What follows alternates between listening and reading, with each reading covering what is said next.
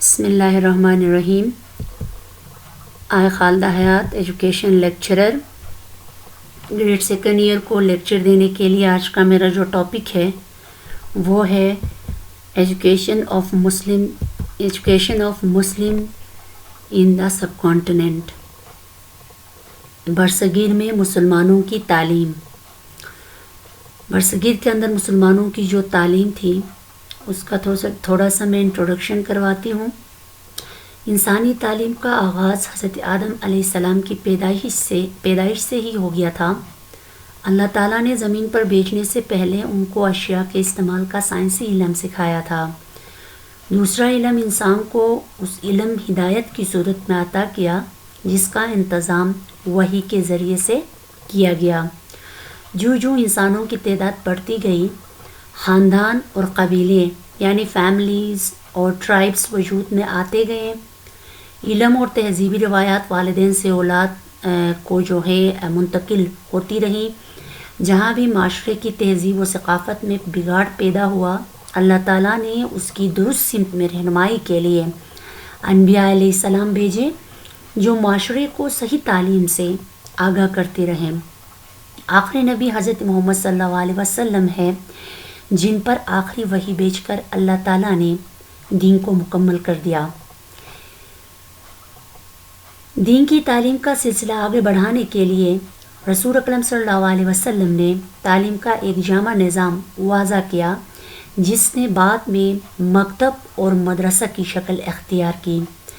تاریخ ہمیں بتاتی ہے کہ مسلمانوں نے مکتب اور مدرسہ کے ذریعے تعلیم کو اس قدر ترقی دی کہ ایک طرف برصغیر و پاک ہند اور وسط ایشیا میں علم کا نور پھیلا اور دوسری طرف افریقہ اور یورپ میں مسلمانوں کی قائم کردہ جو یونیورسٹیاں تھیں، ان یونیورسٹیوں میں ان کا تیار کردہ جو کریکولم تھا، ایجوکیشن کے لیے جو نصاب انہوں نے ڈیزائن کیا تھا، وہ 16ویں صدی کے بعد بھی پڑھایا جاتا رہا. پھر اس کے علاوہ اللہ تعالیٰ نے حضرت محمد صلی اللہ علیہ وسلم پر پہلی وحی جو نازل فرمائی تھی اس کا پہلا ورڈ جو تھا وہ اقرا تھا. اس پہلی وحی سے اندازہ لگایا جا سکتا ہے کہ خود اللہ تعالیٰ نے علم کو کس قدر اہمیت دی ہے. اس حکم کی تعمیل میں حضرت محمد صلی اللہ علیہ وسلم میں مکہ میں کوہ صفا کی بلندی پر واقع حضرت ارقم کے گھر سے صحابہ کرام کو تعلیم دینے کی ابتدا کی، اور جو مسلمان ہوتے وہ چھپ چھپ کر اس گھر میں جاتے اور جمع ہوتے اور قرآن پاک کی تعلیم حاصل کرتے. قرآن سکھانے کا اہتمام رسول اکرم صلی اللہ علیہ وسلم خود کرتے. جتنا قرآن نازل ہوتا وہ صحابہ کرام زبانی یاد کر لیتے، اور کتابت جاننے والے جو صحابی تھے اس وقت موجود ہوتے، ان سے وہ قرآنی آیات لکھوا لی جاتی تھی. حضرت محمد صلی اللہ علیہ وسلم جب مکہ سے مدینہ تشریف لائے، ہجرت کر کے گئے، تو مدینہ میں تشریف لانے کے بعد آپ صلی اللہ علیہ وآلہ وسلم نے سب سے پہلے مسجد نبوی کی تعمیر کرائی جس میں ایک چبوترا بنوایا گیا. عربی زبان میں اس کو صفا کہتے ہیں. حضرت محمد صلی اللہ علیہ وسلم یہاں صحابہ کرام کو قرآن مجید اور دین کی تعلیم دیتے تھے. اسلامی تاریخ میں اس کو پہلے باقاعدہ مدرسے کی حیثیت حاصل ہے. اس کے علاوہ آپ صلی اللہ علیہ وسلم کے زمانے میں 9 دوسری مساجد کا بھی ذکر ملتا ہے جن میں ایسے مدارس قائم تھے. حقیقت یہ ہے کہ آپ صلی اللہ علیہ وسلم نے اشاعت تعلیم میں اس قدر دلچسپی لی کہ 23 سال یعنی 23 ایئرز کی قلیل مدت میں عرب کے ملک میں ایک تعلیمی انقلاب برپا کر دیا. بعض مورخین کے مطابق ملک کی نصف سے زیادہ آبادی خواندہ ہو گئی. عہد نبوی کے بعد یعنی حضرت محمد صلی اللہ علیہ وسلم کے دور کے بعد خلفائے راشدین کا دور آیا. خلفائے راشدین نے بھی اپنے ایرا میں یعنی کہ علم و ہدایت کے فروغ کو جاری رکھا، اور انہوں نے بھی جو ہے اپنے ایرا میں اپنے دور میں جو ہے انہوں نے بھی بہت سارے جو ہے موسکس کو اسٹیبلش کیا، مدارس قائم کیے، اور اس میں یعنی کہ تعلیمی لحاظ سے انقلاب لانے کے لیے جو ہے انہوں نے بھی زبردست مہم چلائی، جس سے تعلیم عام ہو گئی۔ خلفائے راشدین کے بعد سلجوقی دور آیا اور سلجوقیوں نے بھی یعنی کہ اپنے دور میں تعلیم کو فروغ دینے کی کوشش کی، جگہ جگہ پہ تعلیمی ادارے قائم کیے اور علم کی روشنی کو ہر طرف یعنی کہ پھیلانے کی کوشش کی گئی۔ یہ جو ہے ان کا جو مسلمانوں کا جو دور تھا، ان کا جو ہے اس دور میں جو انہوں نے تعلیم کو آگے بڑھانے کے لیے یا تعلیم کو فروغ دینے کے لیے انہوں نے جو کوششیں کی تھی، اس کا مختصر جو ہے اس کی انٹروڈکشن تھی۔ اب آ جاتے ہیں ہم نیکسٹ ٹاپک کی طرف۔ جو ہمارا جو نیکسٹ جو ٹاپکس ہے وہ 3 ہیں۔ پہلا جو ہے مکتب، مدرسہ اور یونیورسٹیز۔ سب سے پہلے ہم مکتب کو ہم ڈسکس کر لیتے ہیں کہ مکتب کیا ہے۔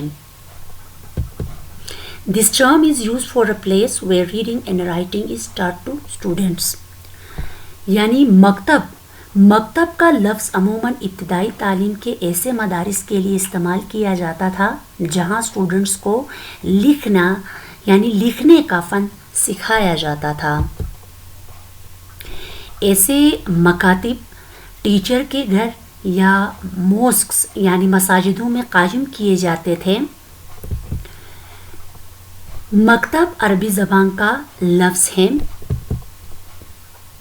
جس کے لفظی معنی لکھنے کی جگہ یا لکھنے کی میز کے ہیں۔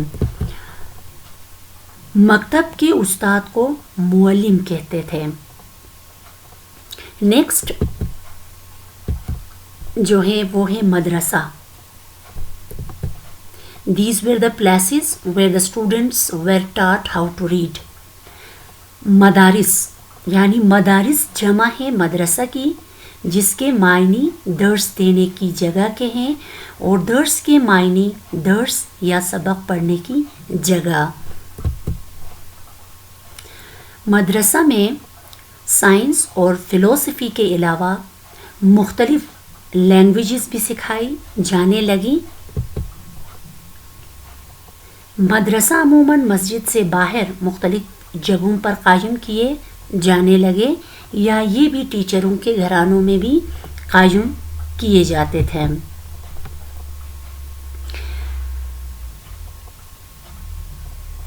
مدارس ایسے ادارے کہنے لگے جن کی ضرورت مکتب کی تعلیم کے بعد پیش آتی تھی۔ مدارس میں پڑھانے والے اساتذہ کو مدرس کہتے تھے، اور ٹیچرز کو باقاعدہ طور پر تنخواہیں بھی دی جاتی تھی، اور اسٹوڈنٹس جو یعنی کہ نادار بچے تھے، جو نیڈی بچے تھے، ان کو باقاعدہ طور پر اسکالرشپس وغیرہ بھی دی جاتی تھیں۔ نیکسٹ ہمارے پاس جو ٹاپک ہے وہ ہے university. These were high seats of learning in the Middle Ages. University education اعلیٰ درجوں کی درسگاہ کے لیے استعمال ہوتا تھا۔ نظامیہ بغداد اور دوسرے شہروں میں قائم ہونے والی درسگاہیں اسی درجہ کی تھیں۔ مستنصر باللہ نے 1233 میں نظامیہ بغداد کے مقابلے میں اعلیٰ درجے کی ایک درسگاہ بنوائی جسے جامعہ مستنصریہ کہتے تھے۔ اس میں نظامیہ بغداد کے مقابلے میں علوم کے زیادہ شعبے کھولے گئے، عمارت بہتر بنائی گئی جس میں ٹیچرز اور اسٹوڈنٹس کے لیے زیادہ فیسلٹیز پرووائڈ کی گئی۔ اسٹوڈنٹس کے لیے یونیورسٹی کی طرف سے میٹ، پیپر، انک اور اس کے علاوہ لیمپ جلانے کے لیے زیتون کا تیل یعنی اولیو آئل بھی مہیا کیا جاتا تھا۔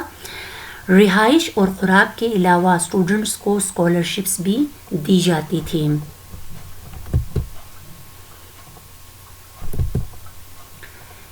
جامعہ ازہر قاہرہ میں 9th سینچری میں قائم ہوئی۔ یہ دنیا کی قدیم یونیورسٹی سمجھی جاتی ہے اور آج بھی اپنی شہرت رکھتی ہے۔ ایشیا، افریقہ اور یورپ کے ہزاروں غیر ملکی اسٹوڈنٹس یہاں سے تعلیم حاصل کرتے اور اپنے ایریاز میں جا کے تعلیم کو فروغ یعنی کہ دینے کے لیے اپنی سروسز پیش کرتے تھے۔ اندلس میں اسلامی تعلیم کا باقاعدہ آغاز 10th سنچری میں ہوئی۔ قرطبہ، غرناطہ، تاتالیہ اور اشبیلیہ میں بھی یعنی اس کے مراکز تھے۔ یورپ کے جو اسٹوڈنٹس تھے انہوں نے ان شہروں میں قائم یونیورسٹیوں سے تعلیم حاصل کی اور یورپ میں علمی احیا کا باعث بنے۔ برصغیر میں مسلمانوں کی آمد 712 یعنی 712 میں محمد بن قاسم کے سندھ کو فتح کرنے سے ہوئی، جو طریقہ تعلیم اور نصاب عرب میں مروج ہو چکے تھے۔ اس کے مطابق یہاں بھی تعلیم کی اشاعت شروع کی گئی۔ بعد میں محمود غزنوی اور ان کے جانشینوں کے عہد میں مکاتب اور مدارس قائم ہوئے۔ یہاں پہ میرا لیکچر جو ہے ختم ہوتا ہے۔ Thanks for listening me and اللہ نگہبان۔